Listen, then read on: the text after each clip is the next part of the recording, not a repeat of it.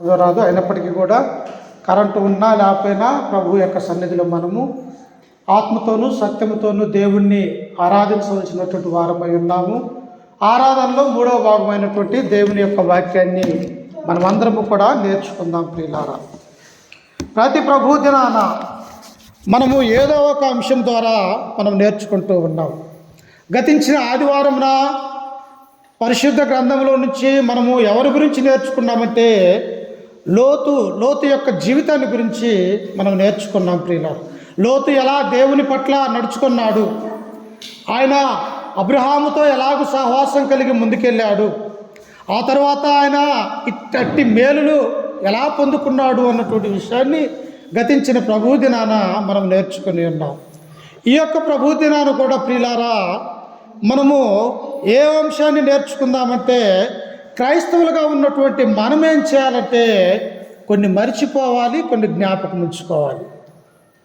అంశం పేరు కొన్ని మర్చిపోవాలి గతాన్ని, కొన్ని వచ్చేసి వర్తమానాన్ని జ్ఞాపకం ఉంచుకోవాలి. ప్రియుల, అందుకే మానవుని యొక్క జీవితాన్ని మనం చూస్తూ ఉన్నప్పుడు, క్రీస్తులోనికి రాకముందు లోకములో ఉన్నప్పుడు మన యొక్క జీవితం ఎలాగుండేది, దేవుణ్ణి ఎరగనటువంటి వారిగా ఉన్నప్పుడు ఏది పడితే అది మాట్లాడేవాళ్ళం, ఆరాధనకు వచ్చేవారిగా ఉండేవారము కాదు మనం. ప్రియులారా, ఎందుకు? క్రీస్తు గురించి మనకు తెలియదు కనుక, ఆ యేసు క్రీస్తు యొక్క గొప్పతనము మనకనేది తెలియదు కనుక ప్రియులారా, మనకు ఆ క్రీస్తు యొక్క ఆలోచన మనకు అర్థం కాదన్నటువంటి విషయాన్ని మనము చూస్తూ ఉన్నాం. అందుకనే క్రైస్తవ యొక్క జీవితంలో కూడా కొన్ని మీరు మరిచిపోవాలి, కొన్ని జ్ఞాపకం చేసుకోవాలని దేవుడు మనల్ని కోరుకుంటూ ఉన్నాడు. అందుకనే ప్రసంగి గ్రంథము ఒకసారి చూడండి, పరిశుద్ధ గ్రంథంలో నుంచి ప్రసంగి గ్రంథము 12వ అధ్యాయము 1వ వచనాన్ని మనం చదువుకుందాం. ప్రియులారా,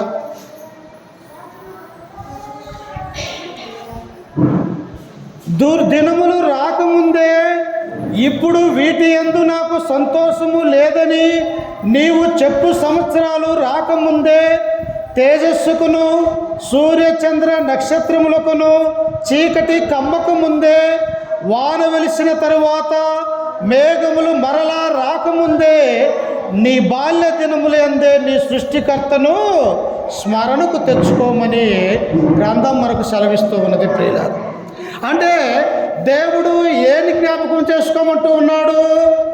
ఎప్పుడు జ్ఞాపకం చేసుకోవాలి? మీరు మానవులుగా ఉన్నారు, శరీరాన్ని ధరించుకున్నటువంటి వారిగా ఉన్నారు, అల్పమైనటువంటి ఈ యొక్క భూలోకంలో మీరు ఉన్నారు కనుక మీరు ఎప్పుడు దేవుణ్ణి మీరు జ్ఞాపకం చేసుకోవాలి అంటే ప్రియులారా, నీ బాల్య దినములేందే నీ సృష్టికర్తని స్మరణకు తెచ్చుకోవాలి అంటూ ఉన్నాడు. అంటే పుట్టిన తర్వాత పెరుగుతూ ఉన్నప్పుడు బాల్యములో తల్లిదండ్రులుగా ఉన్నటువంటి వారు మన యొక్క పిల్లలకు ఏమి నేర్పించాలంటే ప్రియులారా, దేవుని యొక్క వాక్యాన్ని మనము నేర్చుకునే వారిగా ఉండాలని దేవుని యొక్క గ్రంథం ద్వారా మనము నేర్చుకుంటూ పోతున్నాం. ఒకవేళ మనము దేవుణ్ణి కలిగి లేకపోతే, యేసుక్రీస్తు ఎలాంటి వాడో, ఆయన ఎందుకు ఈ యొక్క లోకానికి వచ్చాడో, ఆయన పరిశుద్ధమైనటువంటి ఆ రక్తాన్ని ఆ కలువరిగిరిలో మన కొరకు ఎందుకు శ్రమ పడ్డాడో, పాపం అనే శిలువ భారాన్ని ఆయన ఎందుకు మోసాడో, రోమా సైనికుల ద్వారా అనేక దెబ్బలు ఎందుకు అనుభవించాడో, ఆయన యొక్క గొప్పతనం అది అనేది దేవునిలోనికి రాకపోతే మనకు తెలిసి ఉండేది కాదు అన్నటువంటి విషయాన్ని మనం ఇక్కడ చూడగలుగుతూ ఉన్నాం. ప్రియుల, అందుకనే జ్ఞాని అయినటువంటి సొలొమోను అంటూ ఉన్నాడు. సామాన్యమైనటువంటి వ్యక్తి కాదు యొక్క సొలొమోను. చిన్నప్పుడే దేవుని యొక్క దీవెనలు పొందుకున్నటువంటి వాడు. తల్లి గర్భములో పుట్టక మునిపే రాజుగా అవుతాడు అని దావీదు మహారాజుకి చెప్పినటువంటి గొప్పవాడిగా యొక్క సొలొమోను ఉంటూ ఉన్నాడు. ప్రియులారా, ఇట్టి సొలొమోను లోకంలో ఉన్నటువంటి మానవాళికి, క్రైస్తవులకి, ఇశ్రాయేల్లో ఉన్నటువంటి 12 గోత్రాలకి అందరికీ కూడా దేవుడి ద్వారా సెలవిస్తూ ఉన్నాడు. ఏమంటూ ఉన్నాడు ఆయన? దుర్దినములు రాకముందే. ఎప్పుడు వస్తాయి మన యొక్క జీవితంలో? దుర్దినాలు అనేవి ఉంటాయి. అవి చీకటి రోజులు, అవి శ్రమల రోజులు. ప్రియులారా, ఆ యొక్క దుర్దినాలలో మనం ఏమీ కూడా చేయలేనటువంటి స్థితిలో ఒకానొక సమయము మన యొక్క జీవితంలో కలుగుతూ ఉన్నదని గ్రంథం మనకు సెలవిస్తూ ఉన్నది. ప్రియులారా, అందుకనే చూడండి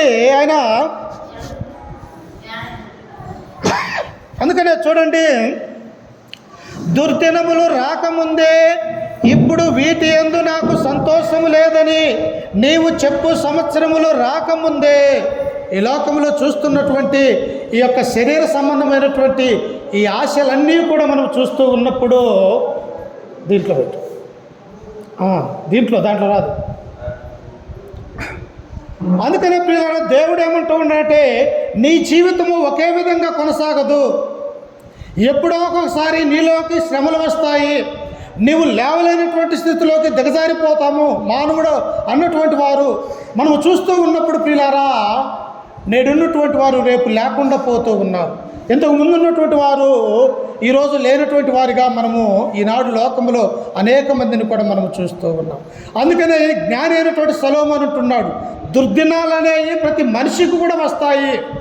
ఆ దుర్దినాలలో నువ్వు ఏమి కూడా చేయలేనటువంటి స్థితిలో పడిపోతావు కనుక నీ బాల్య దినములందే నీ సృష్టికర్తను స్మరణకు తెచ్చుకోవాలి ప్రియులారా. అంటే ఎల్లప్పుడూ మనము దేవునికి ప్రార్థన జీవితాన్ని కలిగి ప్రార్థన చేసేవారిగా ఉండాలని ఈ సొలొమోను మనకు తెలియపరుస్తూ ఉన్నాడు. ఇంకా ఏమంటూ ఉన్నాడు, ఒకసారి ప్రవక్త అయినటువంటి ఇర్మియా రాసినటువంటి గ్రంథము 2వ అధ్యాయము 32వ వచనాన్ని మనం చదువుకుందాం. ఒకసారి చూడండి, ఇర్మియా గ్రంథము 2వ అధ్యాయము 32వ వచనాన్ని చదువుకుందాం.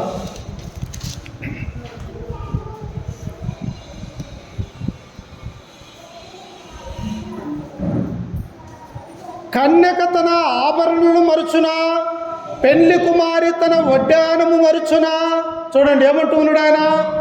కన్యక అంటే పెళ్లి కానటువంటి స్త్రీ, పెళ్లి కానటువంటి యవ్వనస్తురాలు ఎక్కడికన్నా వెళ్ళాలంటే ఒక వివాహానికి కానీ లేకపోతే ఒక ఫంక్షన్కి కానీ వేరే చోటుకు తమ తల్లిదండ్రులతో వెళ్ళాలంటే కన్యకైనటువంటి వారు యవ్వనస్తులు ఏమంటూ ఉన్నారు, మంచిగా గోరంట్లాగా పెట్టుకోవాలి, మంచి గాజులు వేసుకోవాలి, చక్కగా రెడవ్వాలన్నటువంటి ఎలాంటి తల్లిదండ్రులు ఇస్తారో ఆ ఆభరణాలు పెట్టుకునేవారిగా ఉంటూ ఉన్నారు. అలాగనే దేవుని యొక్క సన్నిధానానికి వెళ్తూ ఉన్నప్పుడు మన యొక్క జీవితం కూడా కన్యక ఎలాగైతే మంచి ఆభరణాలు పెట్టుకొని రెడైతూ ఆ యొక్క కార్యక్రమానికి వెళ్తూ ఉన్నదో, నా సన్నిధానానికి వస్తూ ఉన్నప్పుడు కూడా మీ యొక్క హృదయము, మీ తలంపు, మీ ఆలోచన కూడా అలాంటి ఆలోచనతో దేవుని యొక్క సన్నిధికి రావాలని ఇర్మియా ప్రవక్త మనకు తెలియపరుస్తూ ఉన్నాడు ప్రియులారా. అందుకని ఇక్కడ ప్రవక్తని ఇర్మియా అంటున్నాడు, కన్యక తన ఆభరణములు మరుచునా, పెళ్లి కుమారి తన వడ్డానము మరుచునా, నా ప్రజలు లెక్కలేనన్ని దినములు నన్ను మరచి ఉన్నారు. చూశారా ప్రియులారా, ఈ లోకంలో ఉన్నటువంటి మనము పాపములో అపరాధములో పడి ఉండి దేవునికి దూరమైనటువంటి స్థితిలో ఉన్నటువంటి మన కొరకు తండ్రి మనల్ని ప్రేమించి మనల్ని రక్షించి ఆ దేవుని యొక్క రాజ్యములో చేర్చాలన్నటువంటి ఉద్దేశం కలిగినటువంటి తండ్రి అయినటువంటి దేవుడు తన ఒక్కగానొక్క కుమారుణ్ణి ఈ లోకానికి ఒక బలిగా అర్పించినట్టుగా ఈ గ్రంథంలో మనము చూడగలం ప్రియులారా. ఒక్కగానొక్క కుమారుణ్ణి ఎవరైనా మనము బలిగా ఇవ్వాలంటే ఇవ్వగలుగుతామా? అయ్యో, నా యొక్క వంశం ఎక్కడ వెళ్తూ ఉన్నదో, నా సొంత కుమారుణ్ణి నేను ఎలా చావుకు అప్పగించుతానని చెప్పేసి మనమైతే వెనుతిరిగే వారిని ప్రియులారా. కానీ దేవుడు ఏమంటూ ఉన్నాడంటే, కన్యక తన ఆభరణను మరుచునా, పెళ్లి కుమార్తె తన వడ్డానము మరుచునా, నా ప్రజలు లెక్కలేనన్ని మార్లు నన్ను మరచిపోయి ఉన్నారు అంటూ ఉన్నారు ప్రియులారా. ఒక్కరోజా, 2 రోజుల, అనేక మార్లు అనేక సమయాలలో నిన్ను నన్ను సజీవుల లెక్కలో ఉంచి తన కృపచేత తన రెక్కల కింద భద్రపరుస్తున్నటువంటి దేవుణ్ణి మనం ఏం చేస్తూ ఉన్నామంటే అనేక మార్లు మర్చిపోయి దేవుడంటే అసలు జ్ఞాపకము చేసుకోలేనటువంటి స్థితిలో మనం ఉంటున్నాం ప్రియులారా. అందుకనే ప్రవక్త ఇర్మియా అంటూ ఉన్నాడు. చూడండి, అదే 2వ అధ్యాయము 29వ వచనాన్ని ఒకసారి మనం చదువుకుందాం ప్రియులారా. చూడండి ఒకసారి, ఇర్మియా గ్రంథము 2వ అధ్యాయం 29వ వచనము, మీరందరూ నా మీద తిరుగుబాటు చేసిన వారు నాతో ఎందుకు వాదించుదురని యెహోవా అడుగుచున్నాడు. చూశారా, ఎవరి మీద తిరుగుబాటు చేస్తూ ఉన్నాడు? ఒక తల్లి మీద తన కుమార్తె తిరుగుబాటు చేస్తూ ఉన్నది. మనకు పుట్టినటువంటి కుమారులు తల్లిదండ్రుల మీద తిరుగుబాటు చేసేవారిగా ఈ లోకంలో మనము చూడగలుగుతూ ఉన్నాం. అలాగనే పరమందు ఉన్నటువంటి ఆ దేవుడు లోకంలో ఉన్నటువంటి మట్టి శరీరాల్లో ధరించుకున్నటువంటి మనవల్ని తన కుమారులుగా దేవుడు పిలుస్తూ ఉన్నాడు ప్రియులారా. అందుకనే దేవుడు ఇక్కడ ఏమంటూ ఉన్నాడు, మీరందరూ కూడా నా మీద తిరుగుబాటు చేయుచున్నారు. చూశారా ప్రియులారా, ఎవరైతే మనల్ని రక్షించాలనుకున్నాడో దేవుడు, ఎవరైతే మనల్ని కాపాడాలని ఈ సాతాను యొక్క బంధకాలంలో నుంచి పరలోక రాజ్యం అనే నిత్యరాజ్యాన్ని చేర్చాలని ఏ దేవుడైతే అనుకుంటూ ఉన్నాడో ఆ దేవుడి మీద ఇశ్రాయేలు ప్రజలు ఏం చేశారంటే తిరుగుబాటు చేసినారు ప్రియుల. అంటే దేవుడు చెప్పే ఆజ్ఞలు కానీ ఆయన చెప్పే మాటలను కానీ వాళ్ళు లెక్క చేయనటువంటి వారిగా ఉంటూ ఉన్నారు. అందుకే తన సేవకుడైనటువంటి ఇర్మియాను ఆ ఇశ్రాయేలు ప్రజల మధ్యకు పంపించి, ఇర్మియా, వారు నా మీద తిరుగుబాటు చేస్తూ ఉన్నారు, వారు నన్ను లెక్కలేని మార్లు మర్చిపోతూ ఇహలోక సంబంధమైనటువంటి సాతాను యొక్క ఆలోచనల ప్రకారం వారు వెళ్తూ ఉన్నారు, వారికి ఒక్కసారి జ్ఞాపకం చెయ్యి ఇర్మియా అని చెప్పేసి దేవుడు ఒక ప్రవక్తని సేవకుడిగా వారి మధ్యలోనికి పంపిస్తూ ఉన్నాడు ప్రియుల. మనము కూడా అనేకమైనటువంటి పనులు పెట్టుకొని కొన్నిసార్లు దేవుని యొక్క మందిరానికి కానీ దేవునికి ప్రార్థన చేసుకోవటం కానీ మనము కూడా చేయలేనటువంటి వారిగా ఉంటూ ఉన్నాం. ఎందుకంటే ఈ భౌతిక సంబంధమైనటువంటి పనులు ఒకదాని మీద ఒకటి వస్తూ ఉంటాయి, లేకపోతే ఒక సమస్య మీద మరొక సమస్య మన మీద పడుతూ ఉన్నప్పుడు ఈ భారం అనేది పోయేలాక మనం ఏం చేస్తామంటే దేవుణ్ణే మర్చిపోయేవారిగా మనం ఉంటూ ఉన్నాం ప్రియులారా. అందుకని ఇక్కడ అంటూ ఉన్నాడు, ఇశ్రాయేలు ప్రజలు మీరందరూ నా మీద తిరుగుబాటు చేసినారు, నాతో ఎందుకు వాదించుదురని యెహోవా అడుగుచున్నాడు. నేను మీ పిల్లలను హతము చేయుట వ్యర్థమే. ఎందుకు తప్పు చేసింది మీరు? మీ పిల్లలకు శిక్ష అనిపించవస్తున్నారు. ఎందుకు? నేను చెప్పినట్టు మీరు వినక, నా ఆజ్ఞల ప్రకారము మీరు గైకొనక, నన్ను యెరూషలేము దేవుని యొక్క మందిరములో ఆరాధించక, మీరు ఇష్టానుసారంగా యొక్క లోకములో విగ్రహారాధన చేస్తూ నా నుండి దూరమైపోతూ ఉన్నారు. కనుక మీరందరూ ఇప్పుడు నా మీద ఏం చేస్తూ ఉన్నారంటే తిరుగుబాటు చేస్తూ ఉన్నారు ప్రియుల. మనము దేవునికి ఆయాసకరమైనటువంటి పనులు మన మాట ద్వారా, మన చూపు ద్వారా ఈనాడు మనము చేసేవారిగా ఉంటూ ఉన్నాం ప్రియులు. అందుకనే దేవుడు ఏం చేస్తూ ఉన్నాడు, ఒకానొక సమయంలో మనందరికి వరకు ఆయన కన్నీరు కారుస్తూ ఉన్నాడు ప్రియులారా. ఎందుకు? నేను పుట్టించినటువంటి నా పిల్లలు ఎక్కడో మట్టిలో నుంచి వారికి ఒక శరీరాన్ని అమర్చి వారికి జీవం అనేది లేకపోతే నా యొక్క జీవ ఆత్మను వారిలోనికి పంపించి ఒక గొప్ప నరులుగా, నా కుమారులుగా, కుమార్తెలుగా ఈ లోకంలో నేను చేస్తే వారేం చేస్తూ ఉన్నారంటే నా మీదనే తిరుగుబాటు చేస్తూ ఉన్నారు ప్రియులారా. అందుకనే దేవుడు కన్నీటితో ఈ పత్రిక రాస్తూ ఉన్నారు, ఏడ్చుకుంటూ భరించుకుంటూ మన కొరకు మనమందరము కూడా మారు మనస్సు కలిగి తన దేవుని యొక్క సన్నిధిలో ఉండాలన్నటువంటి ఉద్దేశం కలిగి ఈ గ్రంథాన్ని దేవుడు మన కోసం లిఖించి ఉన్నాడు ప్రియులారు. అందుకని ఇక్కడ ఏమంటూ ఉన్నాడు, మీరు చేసినటువంటి ఆ పాపానికి మీ పిల్లల్ని హతము చేయటము సబబు కాదు అంటూ ఉన్నాడు ప్రియులు. అంటే దేవుడు ఎంత ప్రేమ కలిగినటువంటి వాడు ఒకసారి చూడండి. మనం ఎన్ని పాపాలు చేసినా, ఎన్ని తప్పులు చేసినా, దేవా నేను ఈ తప్పులు చేశాను, ఈ అబద్ధం ఆడానని ఆయన సన్నిధానానికి వచ్చి మనం మొరపెట్టుకున్నట్టయితే దేవుడు మన మీద తన యొక్క ఆ ఆశీర్వాదాన్ని కుమ్మరించేవాడిగా దేవుడు ఉంటూ ఉన్నాడు ప్రియులారు. అందుకనే చూడండి కింద వచ్చిన వారు అంటాడు ఆయన, నేను మీ పిల్లలను హతము చేయటం వ్యర్థమే, వారు శిక్షకు లోబడరు, నాశన వాంఛల గల సింహము వలె మీ ఖడ్గము మీ ప్రవక్తలను సంహరించుచున్నది. ఎవరినంట? ఎవరైతే దేవుని యొక్క వాక్యాన్ని ఇర్మియా ప్రవక్త బోధిస్తూ ఉన్నారో వారి మధ్య అయ్యా రాబోచున్నారు మోయాబీయులు, అన్య దేశంలో ఉన్నటువంటి ఫిలిష్తీయులు, బబులోనీయులు మన యొక్క దేశం మీదకి వచ్చి మనల్ని చెరగా తీసుకుని వెళ్ళిపోవటానికి వారందరూ కూడా మన యోధా దేశం మీదకి రాబోతూ ఉన్నారు. కనుక మీ ఆలోచనలు దేవునికి ఎదురు తిరిగి ఆ పద్ధతులు మారుకొని ఆయన ఎదుట మీరు మోకరించి ప్రార్థన చేయండి అని ఇర్మియా ప్రవక్త అక్కడ ప్రకటన చేస్తూ ఉంటే ప్రియులారా, ఈ ప్రజలు ఏమనుకుంటున్నారంటే నీవు మాకు చెప్పేవాడివా దేవుని యొక్క వాక్యాన్ని మేము వినము, నీ మాట మా పనులలో మేము ఉంటాం, మేము చెట్టును పుట్టను ఈ విధంగా పూజించే వారిగా ఉంటాము, కానీ ఆ యెహోవా దేవుణ్ణి మేము ఆరాధించమని చెప్పేసి ఇర్మియా మీద కూడా ఎదురు తిరిగే వారిగా ఉంటూ ఉన్నారు ప్రియులారా. అందుకని దేవుడు అంటూ ఉన్నాడు. ఒకసారి చూడండి, యెషయా గ్రంథము, ప్రవక్త అయినటువంటి యెషయా రాసినటువంటి గ్రంథం ఒకసారి చూడండి. ఇక్కడ ఇంకా ఆయన ఎంత బాధపడుతూ ఉన్నాడు ఒకసారి మనం గమనించుదాం ప్రియులారా. యెషయా గ్రంథం 1వ అధ్యాయము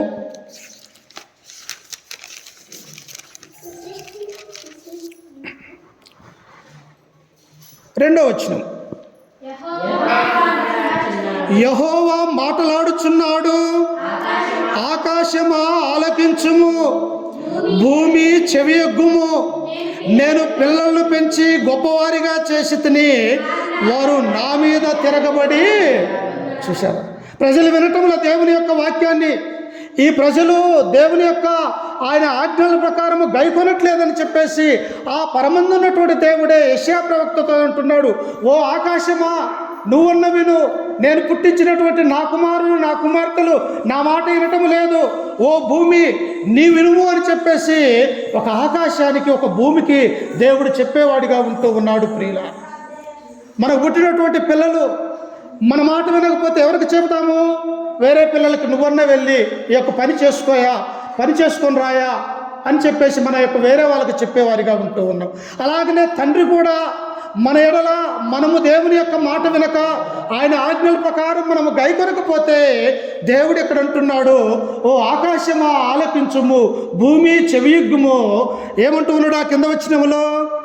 నేను పిల్లలను పెంచి పెద్దవారిగా చేసి తిని వారు నా మీద తిరగబడి ఉన్నారు ప్రియులారా. చూశారా, ఒక తల్లి ఎలాగైతే బిడ్డకు జన్మనిస్తూ ఉన్నదో 9 నెలలు మోసి ఆ భరించలేనటువంటి ఆ బాధతో ఆ తన యొక్క సావును సైతము ఆ పిల్లలకి ఇవ్వాలని తల్లి ఎలాగైతే కోరుకుంటూ ఉన్నదో, నేను కష్టపడ్డా నా పిల్లలు బాగాలని ప్రతి తల్లిదండ్రులు ఎలాగైతే కోరుకుంటూ ఉన్నారో, తండ్రి అయినటువంటి దేవుడు కూడా మన మీద తన యొక్క కృపను చూపిస్తూ ఉన్నాడు ప్రియులారా. నా బిడ్డలు ఎక్కడా కూడా నరకంలోకి పోవటానికి వీలు లేదు. వారందరూ కూడా సజీవమైనటువంటి ఆ పరలోక రాజ్యంలో నాతో పాటు నా సింహాసనం ముందు దేవదూతల వలె వర్ధిల్లాలి అని చెప్పేసి దేవుడు కోరుకుంటూ ఉన్నాడు ప్రియులారా. ఆయన కోరికను ఇశ్రాయేలు ప్రజలు ఏం చేస్తూ ఉన్నారంటే తృణీకరించుతూ ఉన్నారు. దేవుని యొక్క మందిరానికి రాక, ఆ ధర్మశాస్త్రాన్ని గైకొనక వారందరూ మాకు ఈ దేవుడు అవసరం లేదు, కానీ లోక సంబంధమైనటువంటి ఈ దేవుళ్ళందరూ మాకు కావాలి అని చెప్పేసి సృష్టికర్తని వారు మర్చిపోతూ ఉన్నట్టుగా మనము చూడగలుగుతూ ఉన్నాం ప్రియులారా. అందుకని ఇక్కడ అంటూ ఉన్నాడు కింద వచనములో, ఎద్దు తన కామందు నెరుగును, గాడిద సొంతవాని దొడ్డి. మంచి ఎద్దు మంచి రైతున్నట్టయితే ప్రియులారా, ఆ యొక్క అరకు కట్టి దాన్ని వదిలివేస్తే నేరుగా తమ యొక్క సొంత పొలంలోనికి వెళ్తుంది. అలాగని అక్కడ వదిలివేసినటువంటి ఆ ఎద్దులు ఎక్కడికి వస్తాయంటే నేరుగా ఆ యజమాని ఇంటికి వస్తూ ఉన్నది. అంటే మోగా జీవి నోరు లేనటువంటి ఒక ఎద్దు ఎలాగైతే తన యజమానుని గుర్తెరుగుతూ ఉన్నది, అలాగనే గాడిదలు చూస్తూ ఉన్నప్పుడు తన దొడ్డి ఎక్కడి నుంచి వచ్చాను, ఎక్కడ మేసి తిరిగి నేను ఎక్కడికి వెళ్ళాలో ఒక గాడిదకు తెలుస్తూ ఉన్నది, కానీ నోరున్నటువంటి మీరు నా మాటలు తెలుసుకోలేకపోతూ ఉన్నారని దేవుడు సెలవిస్తూ ఉన్నాడు ప్రియులారా. ఈనాడు మనం చూస్తూ ఉన్నాం, అనేక మంది అనేక చోట్ల తల్లిదండ్రుల యొక్క మాటలు వినక అనేక మంది యవ్వనస్తులు యవ్వన స్త్రీలు చెడిపోయినటువంటి వారిగా ఉంటూ ఉన్నారు. భర్త మాట భార్య లోబడక, భార్యాభర్తలకు ఐక్యత లేక అనేక మంది కూడా యొక్క లోకంలో నశించిపోయినటువంటి వారిని కూడా మనం చూడగలుగుతూ ఉన్నాం. అందుకనే దేవుడు అంటూ ఉన్నాడు, ఎద్దు తన కామందు నెరుగును, గాడిద సొంత వాని దొడ్డు నెరుగును. కానీ అక్కడ అంటూ ఉన్నాడు, ఇశ్రాయేలుకు తెలివి లేదు, వారు నా జనులు యోచింపరు. ఆలోచన చేయాలి ప్రియులారా. ఎందుకు భూమి మీద నన్ను దేవుడు పుట్టించాడు, నేను ఇలాగ సజీవులుగా ఉన్నానంటే ఎందుకు, నేను ఆయన కొరకు ఏం చేయాలని దేవుడు కోరుకుంటూ ఉన్నాడని మనకు మనమే ఆలోచన చేసుకునే వారిగా ఉండాలి ప్రియులారా. అందుకనే దేవుడు అనేక మంది ప్రవక్తల ద్వారా తన బాధని, తన వేదన్ని, తన కన్నీటిని వెర్లపరుస్తూ ఉన్నాడు. ఒకానొక సమయంలో మన పాపములు తీసివేయటానికి వచ్చిన యేసు క్రీస్తు వారు సైతము గెత్సేమనే తోటకు వెళ్ళి ఒక బండ మీద మోకరించి ఆయన పరలోకమందు ఉన్నటువంటి తండ్రికి ప్రార్థన చేస్తూ ఉన్నాడు. ఏమని ఆయన ప్రార్థన చేస్తూ ఉన్నాడు, అయ్యా ఈ శిలువ అనే భారము నా ముందు ఉన్నది. ఈ పాపం అనే నశించిపోతున్నటువంటి ఈ మానవాళిని రక్షించటానికి ఈ శిలువ మీద నేను వారి యొక్క పాపాన్ని మోయగలగాలి. కాబట్టి నాకు నీ చిత్తమైతే ఈ గిన్నెను నా యొద్దలో నుండి తీసివేయ్యా అన్నాడు. అంటే భరించలేనటువంటి శిలువ భారం ప్రియులారా. ఒకానొక సమయంలో బల్లపోట్లతో క్రీస్తుని పొడిచేవారిగా ఉన్నారు, కొరడాలతో కొట్టేవారిగా ఉన్నారు, అపహాస్యం చేసేవారిగా ఉన్నారు. ఒక పక్క రక్తాలు కారుతూ ఉన్న చేతులలో కాళ్ళల్లో ఆ రక్తాలు కారుతూ ఉన్నప్పటికీ కూడా మన పాపాలను తీసివేయటానికి ఏం చేశాడంటే ఇవన్నీ కూడా భరించినట్టుగా దేవుని యొక్క గ్రంథం మనకు సెలవిస్తుంది. గెత్సేమనే తోటలో కూడా ఆయన కన్నీరు కారుస్తూ ఉన్నారు. కన్నీరు కారుస్తూ ఉన్నప్పుడు ఆయన కన్నీరు ఎలా ఉన్నదంట, రక్త బిందువు వలె పడుతూ ఉన్నది ప్రియులు. అంటే కళ్ళల్లో నుంచి రక్తం అనేది కిందికి వస్తూ ఉన్నది ప్రియుల. ఎందుకు? యేసుక్రీస్తు ఏడవలసినటువంటి అవసరము ఏమున్నది? ఆయన పరలోక రాజ్యంలో దేవదూతలతోటి దేవుని యొక్క కుమారుడు రక్షకుడు అని ఆయన స్తుతించబడినటువంటి వాడిగా ఉన్నటువంటి ఆయన, నీవు నేను ఎలాగైతే ఒక మట్టి శరీరాన్ని ధరించుకుని యొక్క లోకములో ఉన్నామో, దేవుడు కూడా ఈ యొక్క లోకానికి ఆ శరీరంలోనికి వచ్చాడు ప్రియులు. అందుకనే హెబ్రీ గ్రంథకర్త అంటాడు, నాకు ఒక శరీరాన్ని నీవు అమర్చితివి. ఎవరు? క్రీస్తు ప్రభు వారికి నాకు ఒక శరీరాన్ని కన్యకైనటువంటి మరి యొక్క గర్భము ద్వారా నాకు అమర్చినావు అని చెప్పేసి అపోస్తులైనటువంటి పౌలు హెబ్రీలో ఉన్నటువంటి సంఘానికి తెలియపరుస్తూ క్రీస్తు గురించినటువంటి ఆ గొప్పతనాన్ని మనం ఆలోచన చేస్తూ ఉన్నాం. అందుకనే దేవుడు ఇక్కడ అంటూ ఉన్నాడు, ఏమంటూ ఉన్నాడు? ఇశ్రాయేలుకు తెలివి లేదు, నా జనులు యోచింపరు, పాపిష్టి జనమా, దోషభరితమైన ప్రజలారా, దుష్ట సంతానమా, చెరుపు చేయు పిల్లలారా, మీకు శ్రమ. ఎవరెవరికి శ్రమ? ఎవరైతే దుష్ట తలంపులతో ఉంటారో, ఎవరైతే దేవుని యొద్దకు రాలేకపోతూ ఉన్నారో, లోకంలో ఉన్నటువంటి సాతాను ఆలోచనల ప్రకారము ఎవరైతే నడుచుకుంటూ ఉన్నారో వారందరికీ కూడా ఒకానొక సమయంలో గొప్ప శ్రమ వేదన ఉన్నది అని దేవుని యొక్క గ్రంథం మనకు సెలవిస్తూ ఉన్నది ప్రియులారా. అందుకనే దేవుడు ఏమంటూ ఉన్నాడు, ఎవరైతే నా మాట విని నా మాట గైకొని నా ఇష్ట ప్రకారం ఈ లోకంలో ఎవరైతే జీవించుతారో వారు మంచి గొర్రెలుగా కుడిపక్కన ఉంటారు. కానీ ఎవరైతే దేవుని యొక్క ఆజ్ఞలకు లోబడక ప్రతి ఆదివారం దేవుని యొక్క సన్నిధానానికి రాక క్రీస్తు యొక్క శరీరాన్ని రక్తాన్ని ఎవరైతే భుజించక ఉంటారో వారు సాతాను యొక్క బిడ్డలుగా మేకలుగా ఎడం పక్క ఉంటారు. అంటే నా గొర్రెలు నా మాట వినును అని దేవుడు అంటూ ఉన్నాడు. మనం గొర్రెలుగా ఉందామా లేకపోతే సాతాను యొక్క పిల్లలుగా మేకలుగా ఉందామా అని ఈరోజే మనం తెలుసుకోవాల్సినటువంటి విషయము, ఆలోచించవలసినటువంటి విషయం ప్రియులారా. అందుకని దేవుడు అంటూ ఉన్నాడు, మానవులుగా ఉన్నటువంటి మీరు కొన్ని మర్చిపోవాలి, కొన్ని జ్ఞాపకం చేసుకోవాలి ప్రియులారా. ఏం మర్చిపోవాలి? పాత జీవితాన్ని, గతించినటువంటి జీవితాన్ని. ఎప్పుడైతే మన యొక్క పాత జీవితాన్ని మర్చిపోయి ఒక నూతనమైనటువంటి క్రీస్తులో మనం పుట్టామో, మారు మనస్సు కలిగి అయ్యా ఇక నుంచి నీవే నా రక్షకుడివి, నీవే నా దేవుడు అని నిర్ణయించుకొని బాప్తిస్మం అనే కార్యక్రమం ద్వారా మనం ఒప్పందం చేసుకున్నామో, ఆ ఒప్పంద ప్రకారం మనం క్రీస్తులో ఈ లోకంలో నడుచుకోవాలని దేవుడు మనకు సెలవిస్తూ ఉన్నాడు. అందుకనే యేసుక్రీస్తు అంటాడు, నేనే మార్గమును, నేనే సత్యమును, నేనే జీవమును, నా ద్వారానే తప్ప తండ్రి యొద్దకు ఏ మానవుడు చేరడు ప్రియులు. అంటే క్రీస్తు ఒక మార్గం ప్రియుల, ఒక మంచి మార్గము. ఈ లోకంలో మనము నిత్యం జీవించడానికి క్రీస్తు యొక్క మార్గమని మనం తెలుసుకోవాలి. కానీ ఇశ్రాయేలు ప్రజలు ఏం చేస్తున్నారంటే దేవునికి వ్యతిరేకమైనటువంటి పనులు చేస్తూ దేవుణ్ణి మర్చిపోయేవారిగా వారు ఉంటూ ఉన్నారు ప్రియులారా. అందుకని ఇక్కడ దేవుడు అంటూ ఉన్నాడు, ఏమన్నాడు ఆయన? పాపిష్టి జనమా, దోషభరితమైన ప్రజలారా, దుష్ట సంతానమా, చెరుపు చేయు పిల్లలారా, మీకు శ్రమ. ఇట్టి ఆలోచనలు, ఇటు దుర్మార్గమైనటువంటి ఆలోచనలు మీరు ఈ లోకంలో చేసినట్టయితే మీకు నిత్యము శ్రమ కలుగుతాదని చెప్పేసి దేవుడు తన యొక్క ప్రవక్తల ద్వారా మనకు తెలియపరుస్తూ ఉన్నాడు ప్రియులారా. ఇంకా కింద వచనంలో చదువుకుంటే చూడండి, ఆయన నిత్యము తిరుగుబాటు చేయొచ్చు, మీరెలా ఇంకను కొట్టబడుదురు, ప్రతి వాడు నడినెత్తిన వ్యాధి కలిగి ఉన్నాడు, ప్రతి వాని గుండె బలహీన. ఏ మనిషిని చూసినా కానీ వానిలో ఏం లేదంట, సత్యం అనేది లేదు ప్రియుల. ఎవరిని దేవుడు కోరుకుంటాడు? ఎవరిని తన యొక్క సన్నిధిలో ఉండాలని కోరుకుంటాడు? ఎవరైతే నీతి న్యాయాలు యథార్థంగా ఈ లోకంలో ప్రవర్తిస్తారో వారిని దేవుడు ఇష్టపడతాడు. కానీ దుష్ట పనులు చేసేవారిని, సాతాను యొక్క పనులు చేసేవారిని, అబద్ధాలు ఆడేవారిని, ఈ లోకంలో విగ్రహారాధన చేసేవారిని దేవుడు క్షమించడు అన్నటువంటి విషయాన్ని ఈ గ్రంథం ద్వారా మనము చూడగలుగుతూ ఉన్నాం.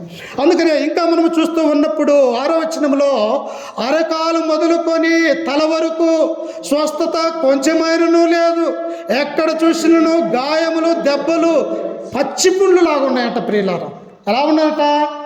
ఎక్కడ చూసినా కూడా గాయాలే. ఏం గాయాలయ్యి? పాపమనే గాయాలు. ఒక పాపం మీద మరొక పాపము, మరొక పాపము, మరొక పాపము. ఈ మనిషిలో ఉన్నటువంటి ఈ శరీరం అంతా కూడా పాపానికి లోనైనట్టుగా మనం చూస్తూ ఉన్నాం. అందుకనే దేవుడు అంటాడు, లూకాసు వార్త 19వ అధ్యాయం 10వ వచనం అంటాడు, నశించిన దానిని వెదకి రక్షించుటకు మనిషి కుమారుడు ఈ లోకానికి వచ్చాడు.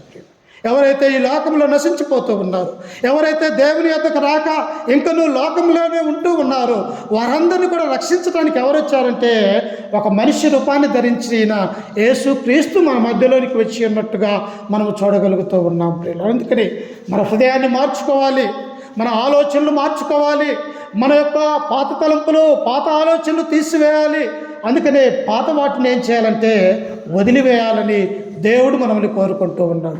దేన్ని జ్ఞాపకం చేసుకోవాలంటే దేవుని యొక్క వాక్యాన్ని మనము జ్ఞాపకం ఉంచుకోవాలి. ప్రియులు, అలా ఉంచకపోతే మత్తయి సువార్త 7వ అధ్యాయం 21వ వచనంలో ఉంటుంది, ప్రభువా ప్రభువా అని పిలుచు ప్రతివాడు పరలోక రాజ్యంలో చేరడు, కానీ నా తండ్రి చిత్త ప్రకారము చేయువాడే పరలోక రాజ్యంలో చేరుతాడు. ఎందుకు? మనలో నీతి లేనప్పుడు, మనలో హృదయం సరిగా లేనప్పుడు మనం ఎంతసేపు మోకరించి ప్రార్థన చేసినా అది వ్యర్థమని దేవుడు అంటూ ఉన్నాడు.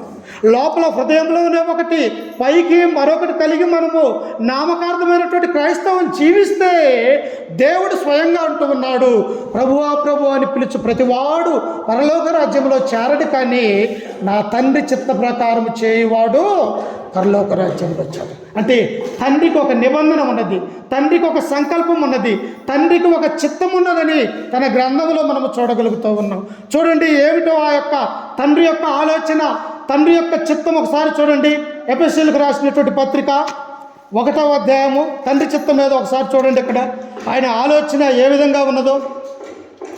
ఎఫెసీయులకు రాసినటువంటి పత్రిక 1వ అధ్యాయము 4వ వచనాన్ని మనం చదువుకుందాం. ప్రియులారా, 1:4, ఎట్లనగా తన ప్రియుని యందు తాను ఉచితముగా మనకు అనుగ్రహించిన తన కృపా మహిమకు కీర్తి కలిగినట్లు తన చిత్త ప్రకారమైన దయా సంకల్పము చెప్పున యేసు క్రీస్తు ద్వారా తనకు కుమారులుగా స్వీకరించాలి. ఏంటంట తండ్రి చిత్తము? అక్కడ అన్నాడు, ప్రభువా ప్రభు అని పిలిచి ప్రతివాడు పరలోక రాజ్యంలో చేరడు. నా తండ్రికి ఒక చిత్తం ఉన్నది, ఒక సంకల్పం ఉన్నది. ఆ సంకల్ప ప్రకారమే మానవుడి లోకంలో నడుచుకోవాలి అని యేసుక్రీస్తు అక్కడ అన్నాడు. ప్రియులారా, కానీ తండ్రి చిత్తం ఏమిటో ఇక్కడ అపోస్తున్నటువంటి పౌలు ఎఫెసీలో ఉన్నటువంటి సంఘానికి తెలియపరుస్తూ ఉన్నాడు.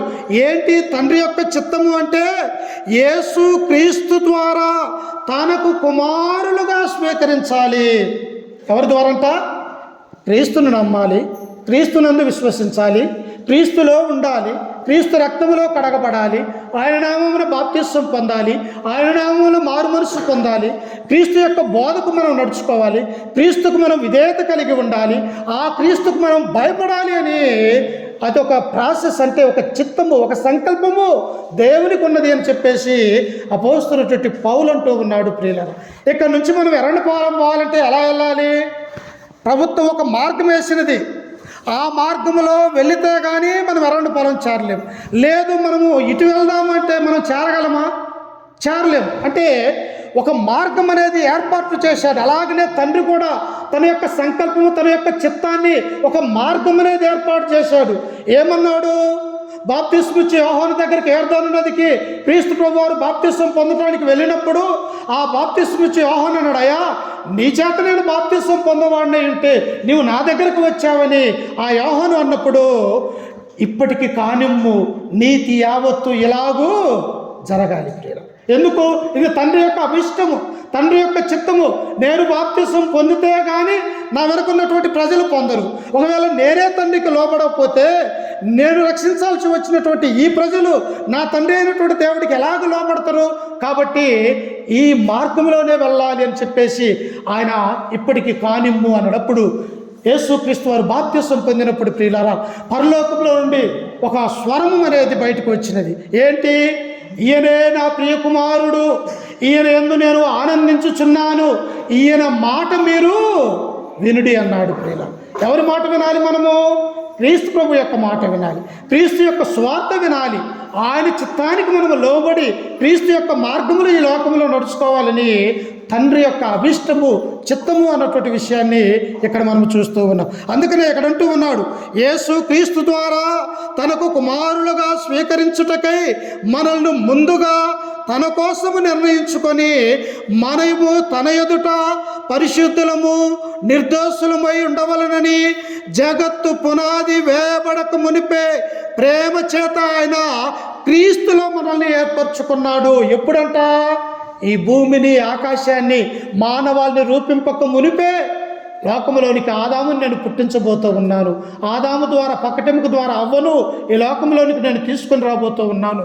వారు ఏదైనా తోటలో పాపం చేస్తారు, ఆ పాపానికి ప్రాయశ్చితంగా నా కుమారుడైనటువంటి క్రీస్తు వారి యొక్క లోకానికి ఆయన బలిగా అర్పించబోతూ ఉన్నాడని తండ్రి ఒక చిత్తాన్ని కలిగి ఉన్నాడని గ్రంథం మనకు సెలవిస్తూ ఉన్నది. ప్రియులారా, ఈనాడు నీవు నేను కూడా దేన్ని జ్ఞాపకం చేసుకోవాలి, దేన్ని మర్చిపోవాలంటే పాత జీవితాన్ని మర్చిపోవాలి. ప్రియులారా, కొత్త జీవితాన్ని ప్రారంభించినప్పుడు దేవుని యొక్క వాక్యాన్ని మనము జ్ఞాపకం చేసుకునే వారిగా ఉండాలని తన గ్రంథం ద్వారా మనము చూడగలుగుతూ ఉన్నాం. అందుకనే ఇంకా ఏమంటూ ఉన్నాడంటే ఒకసారి చూడండి, ఫిలిప్పీలకు రాసినటువంటి పత్రిక అపోస్తలుడైనటువంటి పౌలు గారు ఫిలిప్పీ సంఘానికి రాసినటువంటి పత్రిక 3వ అధ్యాయము 13వ వచనాన్ని చదువుకుందాం. ఒకసారి ఏమి మర్చిపోతున్నాడో చూడండి ఒకసారి. 13 సహోదరులారా, నేను ఇదివరకే పట్టుకొని ఉన్నానని తలంచుకొనును, అయితే ఒకటి చేయుచున్నాను, వెనక ఉన్నవి లక్ష్య పెట్టక ఉన్న వాటి కొరకై వేగిరపడుచు క్రీస్తు యేసునందు దేవుని పరసంబంధమైన పిలుపునకు కలుగు బహుమానము పొందవలనని గురి వద్దకే పరిగెత్తుచున్నాను. పౌలు ఏం మర్చిపోయినట? నరహత్య మర్చిపోయాడు. క్రైస్తవుల్ని ఎంతగానో హింసించి ఉన్నాడు అపోస్తలుడైనటువంటి పౌలు. తన పాత జీవితంలో సౌలుస్తూ ఉన్నాడంటే క్రైస్తవులు అన్నటువంటి వారు భయపడుతూ ఉన్నారు. ప్రియులారా, అనేక మంది గుర్రాలతో లాక్కొని వెళ్ళాడు, అనేక మందిని కొరడాలతో కొట్టాడు, అనేక మందిని సరసాలలో బంధించాడు, అనేక మంది చావుకు కారకుడైన అపోస్తలుడైనటువంటి పౌలు ఏం చేశాడంటే పాత జీవితాన్ని మర్చిపోయాడు. ప్రియులారా, అందుకని ఇక్కడ అంటున్నాడు, అయితే నేను ఒకటి చేయుచున్నాను. ఏం చేస్తున్నాడట పౌలు? వెనక ఉన్న వాటిని లక్ష్య పెట్టక, నా వెనక ఏదైతే పాత జీవితం ఉన్నదో, ఏదైతే దుర్మార్గమైనటువంటి జీవితం ఉన్నదో, ఆ జీవితాన్ని వదిలివేసి నేను గురి వద్దకే పరిగెడుతున్నాను. మనకు ఒక గురి ఉన్నది ప్రియులారా. ఏంటి ఆ గురి? ఏంటి మనకు ఉన్నటువంటి గురి?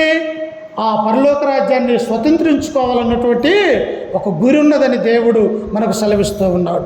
అందుకని ఆయన అంటూ ఉన్నాడు, దేవుని పరసంబంధమైన పిలుపునకు కలుగు బహుమానము పొందవలనని గురి వద్దకే పరిగెత్తుచున్నాను.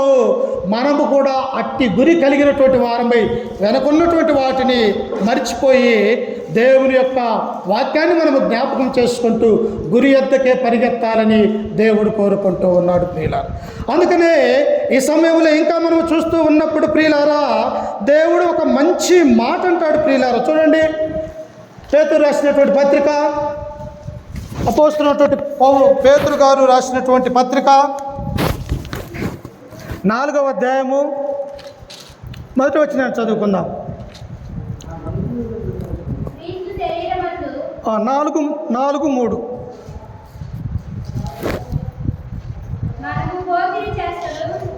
మనము పోకిరి చేష్టలు, దురాశలు. చూడండి ప్రియులారా, ఏం మర్చిపోవాలని దేవుడు కోరుకుంటూ ఉన్నాడు. మొట్టమొదటిగా ఇక్కడ ఆయన పాయింట్ల వైడ్గా ఒక లిస్ట్ ఇచ్చాడు. ఈ లిస్టులో ఉన్నటువంటి వాటిని మీరు మర్చిపోవాలి. బైబిల్లో ఉన్నటువంటి మంచి వాక్యాలు మీరు నేర్చుకోవాలని ఒక లిస్టు మనకిచ్చాడు ప్రియులారా. ఏంటి అంటే మర్చిపోయేది, మనము పోకిరి చేష్టలు. అంటే పోకిరిగా ఉన్నటువంటి వారు ఎలా ఉంటారు? జల్సాలుగా తిరుగుతారు, త్రాగుతారు, తిరుగుతారు, సినిమాలకు వెళ్తారు, ఆటలకు వెళ్తారు, వారి ఇష్టానుసారంగా పోకిరి చేష్టాలు చేస్తారు. వాటిని ఏం చేయకూడదంటే వాటి ప్రకారం మీరు నడుచుకోకూడదు అంటాడు. ఇంకా ఏమంటూ ఉన్నాడు ఆయన?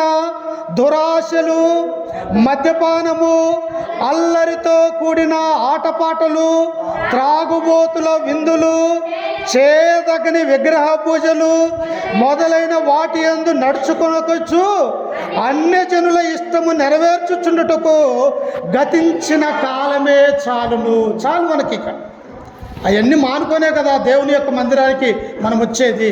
పాత జీవితాన్ని మనము దేవుడు జ్ఞాపకం ఉంచుకోకూడదు, వాటిని సమాధి చేయబడే కదా ఒక నూతనమైనటువంటి శిశువుగా ఈ క్రైస్తవం అనేది మనం ధరించుకుని ఉన్నాం.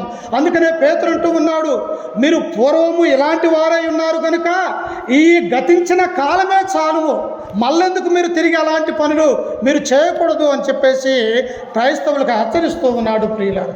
అందుకని ఇంకా చదువుతానంటున్నాడు, అపరితమైన దుర్వ్యాపారమునందు తమతో కూడా మీరు పరిగెత్తకపోయినందుకు వారు ఆశ్చర్యపడుచు మిమ్మును దూషించుచున్నారు.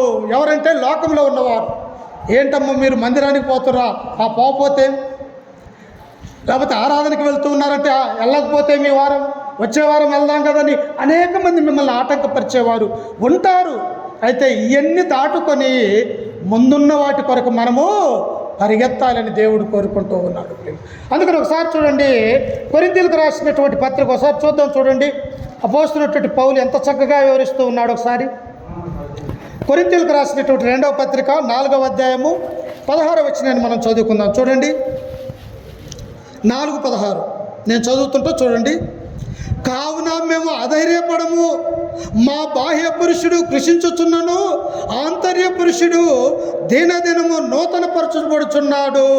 ఓ కొరింథీయులారా, మేము శారీరకంగా భౌతికంగా మమ్మల్ని హింసించవచ్చు, మమ్మల్ని దూషించవచ్చు, మమ్మల్ని కొరడాలతో కొట్టవచ్చు, కానీ ఈ బాహ్య సంబంధమైనటువంటి ఈ శరీరము నలిగిపోయినప్పటికీ కూడా మాలో ఉన్నటువంటి క్రీస్తు ప్రభు యొక్క ఆత్మ ఎలా ఉన్నదంటే ఆంతర్య పురుషుడు దినదినము అభివృద్ధి పొందుతూ ఉన్నాడు.